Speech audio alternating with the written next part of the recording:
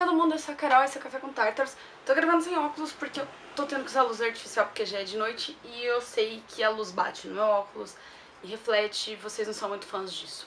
Nem eu gosto muito quando eu vejo algum youtuber assim. Tô um pouco suada, eu cheguei agora da faculdade e eu resolvi gravar esse vídeo agora porque eu não sei quando eu vou ter tempo. As aulas voltaram com tudo, eu já tenho até, nossa, muitas provas por vir, mas eu precisava muito conversar com vocês sobre este livro. Que é o Laranja Mecânica. Finalmente eu vim falar desse livro aqui pra vocês. Eu confesso pra vocês, quando eu peguei essa edição aqui pra ler, eu fiquei com muito medo. Porque eu tinha lido Laranja Mecânica quando eu era bem novinha, com uns 13 anos de idade. Eu tinha gostado, achado sensacional, achado que era o livro da minha vida.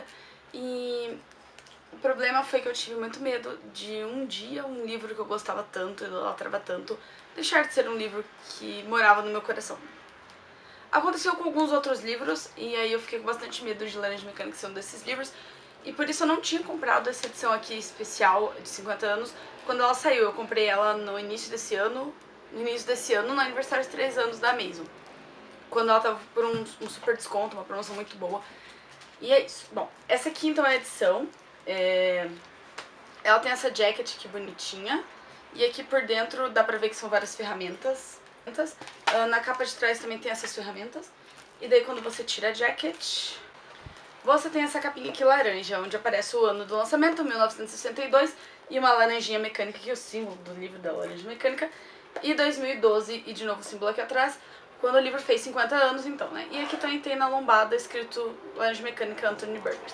Se eu peguei essa edição aqui pra ler, eu fiquei um pouco ressabiada, porque eu achei que ela era bem maior do que o que eu já tinha lido. Eu já tinha lido esse livro 2 vezes antes de eu ler essa vez aqui agora, de eu reler ele agora. Primeira vez eu peguei, eu acho que eu li em PDF, no computador mesmo. Na segunda vez eu peguei na biblioteca da faculdade, do colégio, desculpa.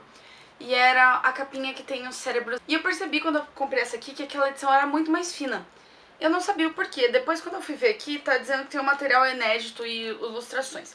Eu preciso mostrar pra vocês algumas dessas ilustrações porque elas são sensacionais. Esse aqui. Gente, é lindo essas ilustrações. Elas são ilustradores, tem o Dave McCann, o Oscar Grillo e o Angeli. Olha, gente, que bonitinha essa ilustração. E eu achei bem interessante mesmo essas ilustrações todas. Também aqui um pedaço do livro original, do trecho original, que foi escrito pelo autor mesmo, aquela parte onde ele rabiscou, sublinhou, bem bacana aqui atrás. Deixa eu ver se eu acho pra mostrar. Ó, então aqui tem são as páginas do manuscrito original que foram escaneadas e colocadas aqui. Então tem desenhos e anotações do autor aqui. Além disso, tem algumas notas culturais que os editores acharam importante acrescentar. Tem também alguns artigos aqui que ele escreveu sobre esse livro, tipo, acho que chama a Condição Mecânica e Geleia Mecânica, uma coisa assim. Ou Geleia de Laranja, acho que é Geleia Mecânica. Não vou lembrar o nome dos artigos, mas eles também estão inclusos aqui nesse. Também tem uma entrevista com o Tony Burgess. E tem um artigo que ele escreveu sobre o filme no cinema, eu acho que foi Condição Mecânica, o artigo que ele escreveu, onde ele fala muito bem do filme que o Stanley Kubrick fez, baseado nesse livro aqui. Uma coisa engraçada sobre aquele livro, sobre aquele filme, é que quando você assiste o filme e depois vai ler o livro, ou até mesmo às vezes quando você já leu o livro e viu o filme, você tem uma certa pá, assim, quando você vê o Alex Delarge. Porque o ator que fez o Alex Delarge, quando fez o Alex Delarge, se não me engano, ele já tinha 28 anos. E o Alex Delarge começa esse livro aqui com 16. Então, é uma diferença bem grande, assim. E eu pelo menos, eu li o livro, depois eu vi o filme. E eu senti, assim, essa diferença porque eu imaginava um adolescente e é um adulto. E todos os jovens do filme são adultos também. Outra coisa importante pra dizer aqui é que os livros têm... O fim do livro e do filme são diferentes, tá? O filme acaba um pouco antes na história do livro, o resto é praticamente a mesma coisa. Mas o filme termina um pouquinho antes do livro. Gente, então só porque essa história fala, caso você não esteja no planeta Terra ou nunca tenha ouvido falar de Laranja. Bom, esse livro aqui vai ser narrado pelo Alex Delarge, que é o protagonista também, inclusive.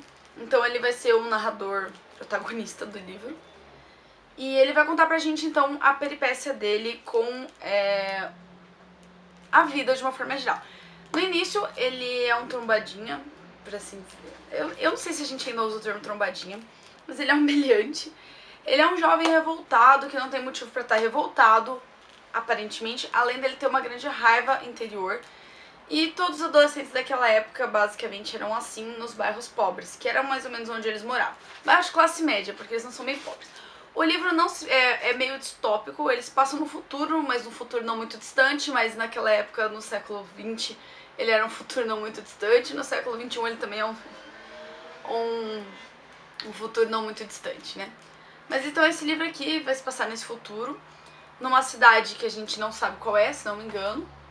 E ele é escrito em um dialeto próprio, inclusive, tá? Mas a gente vai falar daqui a pouco sobre esse dialeto. Bom, então o Alex vai contar pra gente a história dele, de como ele andava com os coleguinhas dele, com a gangue deles, e eles batiam em velhinhos indefesos que estavam tirando livros da biblioteca, estupravam mocinhas, essas coisinhas assim, bem básicas, né? Que todo adolescente faz. E aí um dia eles têm a ideia de assaltar uma moça, alguém fala pra eles que tem uma velha que tem a casa cheia de gatos, e que ela é rica. E daí eles vão assaltar ela e alguma coisa dá muito errado e o Alex vai parar na prisão. O problema é que o Alex é menor de idade e ele fica preso lá um tempão. E ele é escolhido para ser cobaia, depois de uma coisa que acontece dentro da prisão, de um método novo chamado Ludovico. É um método de punição que na verdade reestrutura o preso pra ele poder voltar à sociedade. É mais como se fosse uma reeducação. Então ele no início ele se voluntaria pra fazer isso, ele fica mal feliz porque ele ia poder voltar dentro de um mês pras ruas, ia poder fazer todas as maldades que ele fazia antes, etc, etc, etc, porque ele não acredita nesse método Ludovico. Então no início ele quer ir pra esse método, e daí depois que acontece uma coisa, quando ele está dentro da prisão, ele é mandado pro método sem escolha mesmo. Então ele faz esse método, que é um método um pouco contraditório, e a gente passa assim um tempinho questionando a ética. Então o capelão vai falar pra alguém na prisão que ele não achava certo você tirar o direito de escolha de um ser humano, nem que seja pra reinserir ele na sociedade. E esse livro vai tratar mais ou menos disso, das escolhas que o Alex vai fazer depois que ele sai da prisão. Porque no coração dele, ele ainda é uma pessoa má, ele ainda quer matar as pessoas, ele ainda quer ver as pessoas sangrarem, ele ainda quer espancar as pessoas. Mas toda vez que ele tem essa vontade, ele sente uma enorme repulsa devido ao método Ludovico que foi. E daí, eu não lembro se as outras edições que eu li eram separadas, mas esse aqui separa em 3 partes, que é antes do Alex ser preso, quando o Alex é preso e depois que ele é liberado. E a gente consegue ver bem a mudança do próprio personagem ao longo dessas 3 fases. O que acontece é que ele tem que ser reinserido à sociedade, mas ninguém da sociedade acredita que ele realmente foi que ele se arrependeu de seus crimes, enfim, ninguém acredita que ele realmente está mudado. O problema é que ele não pode voltar a ser a pessoa que ele era e ele não consegue ser uma pessoa melhor, porque ele pensa o tempo inteiro em coisas ruins. E ele não consegue praticar elas, porque toda vez que ele pensa, ele sente uma repulsa enorme para aquilo e uma dor interna muito grande, uma tortura muito grande. Inclusive quando ele escuta algumas músicas que estão associadas àquelas lembranças. Então ele não consegue ouvir as músicas clássicas que ele tanto gosta, por exemplo, Sem Passar Mal. E isso condiciona ele a ele não conseguir se defender quando ele é liberto, e aí as pessoas se voltam contra ele, então ele não consegue se defender porque senão ele passa mal. E ele também não consegue se readaptar porque ele não é realmente aquela pessoa. E daí vão acontecer muitas coisas durante esse livro assim que vão questionar o quanto seria certo ou não seria certo você aplicar um método desses que condiciona a pessoa. Porque não é como se a pessoa realmente tivesse se arrependido, ela fica condicionada a ser daquele jeito. Esse livro foi escrito há mais de 50 anos atrás, né? Porque ele fez 50 anos em 2012, nós estamos em 2016. Ele foi escrito 54 anos atrás, mas ele é um livro muito atual, porque ele questiona uma coisa muito verdadeira quando a gente para pra pensar. Quão o nosso sistema prisional hoje, não só no Brasil, no mundo inteiro, cria mais criminosos ou reinsere criminosos na sociedade como pessoas melhores. O quão falho é o nosso sistema de cadeias. E quão falho nós pensamos que as pessoas que entram lá dentro nunca se recuperam de verdade. Então é um livro que traz uma crítica muito grande, não só à ética de algumas descobertas da medicina, para assim, né, falar por cima, mas ele também traz uma crítica muito grande a como a sociedade acredita nisso. O que leva um jovem a ser do jeito que o Alex era antes dele ser preso? O que leva um jovem a querer ser reinserido na sociedade como o Alex quis? E depois, no fim do livro, ele traz uma crítica muito grande de quando um jovem como Alex era no início do livro para e pensa que ele não quer ser mais assim por ele próprio. Tipo, o que a gente precisa é proporcionar a esse jovem, ou o que a gente precisa falar pra esse jovem, o que esse jovem precisa aprender pra ele mudar o jeito dele de pensar e enxergar as coisas de uma forma diferente. Então ele é uma crítica muito atual, apesar dele ser de 54 anos, e continua sendo um livro no meu coração, um dos meus livros favoritos, um dos livros que... Gente, sério. Se você nunca leu Laranja Mecânica, dê uma chance pra esse livro. Não é difícil de ler Laranja Mecânica, e tem uma coisa muito legal neste livro, que o Anthony Burgers foi genial em escrever. E eu acho que é uma das coisas que, tipo, torna esse livro tão atual, mesmo tendo milhões de outros livros sobre esse tema. Porque, por exemplo, Outsiders eu acho que trata também desse tema um pouco. E tem outros livros, provavelmente, que vão tratar sobre você condicionar as pessoas a serem de uma forma porque você acha que assim é o certo. E é basicamente sobre isso, né? É o vocabulário deste livro. Este livro tem um dicionário, que também tinha um... Nadsat, desculpa. Um dicionário de Nadsat. Então este livro aqui também tem esse dicionário de Nadsat, que é um dicionário para as gírias utilizadas pelo Alex e pelos adolescentes na época, que são os Nadsat. Nadsat, acho que assim pronuncia.